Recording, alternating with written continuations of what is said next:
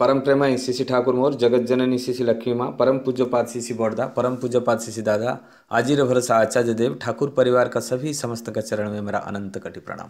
आज आप लोगों के सामने मैं आलोचना करूँगा, नीति का पालन नहीं करने से नियति नहीं छोड़ती है। जो नीति का पालन नहीं करेंगे तो उसका नियति छोड़ेंगे ही नहीं। इसके बारे में शिशि ठाकुर बहुत सुंदर सा उदाहरण देकर बात कर रहे हैं। उस दिन शिशि ठाकुर एक यति आश्रम में बैठे हुए थे तो सचिन गांगुली अपने लड़के के असामयिक मृत्यु के कारण शोकमग्न में थे। इस बिंदु पर चर्चा के समय शिशि ठाकुर जी ने कहा कि मेरे विचार से यदि मैं नीति पालन नहीं करूंगा तब नियति मुझे नहीं छोड़ेगी।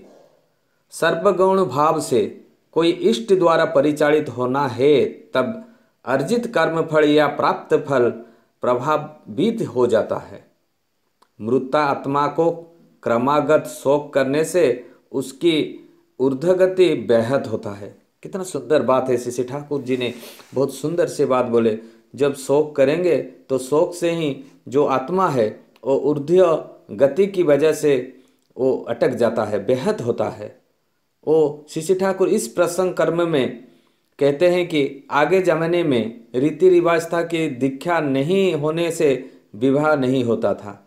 पहले दीक्षा होती थी तब विवाह होता था। आदर्श के प्रति युक्त होने के बाद ही दाम्पत्य जीवन आरंभ होता था। पुरुष सभी अपने को नारी की समक्ष आत्मसमर्पण नहीं करता था। इसका कारण था कि पुरुष पहले से ही आत्मसमर्पित है। इसी वजह से ठाकुर जी ने कितना सुंदर सी बात बोले, जब पहले दीक्षा, शादी से पहले दीक्षा लेना बहुत जरूरी है। इसीलिए दीक्षा लेना जरूरी है। यदि स्वामी और स्त्री नाम मनन करेंगे, इष्ट के प्रति प्रेम भाव आएगा, इष्ट का विधान पालन करेंगे तो सुसंतान आएगा।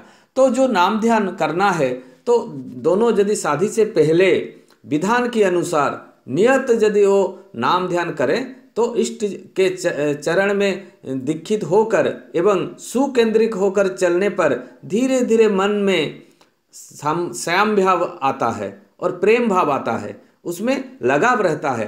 नाम करना अच्छा है, मन चंचल हो या नहीं, इष्ट चिंता के साथ नाम करना है।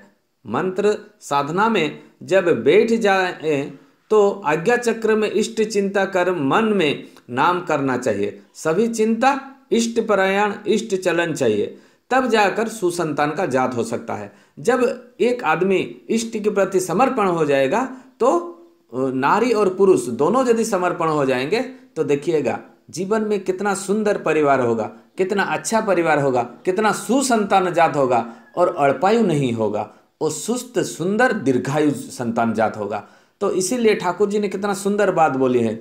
जो दीक्षा लेने शादी से पहले और जो दीक्षा लेते हैं शादी से पहले, उनका देखिएगा उनका परिवार, उसका संतान सब ऊर्ध्वमुखी होंगे और बहुत अच्छे होंगे, विद्वान होंगे और सुस्त सबल होंगे, निरोगी होंगे। इसीलिए ये शिशि ठाकुर जी का बात जो कितना सुंदर बोले हैं। कोई भी यदि शादी करता है, कोई भी दीक्षित घर का लड़का शादी करता है और लड़की दीक्षा नहीं लिया हुआ है तो शादी से पहले उसको दीक्षा दे दीजिए।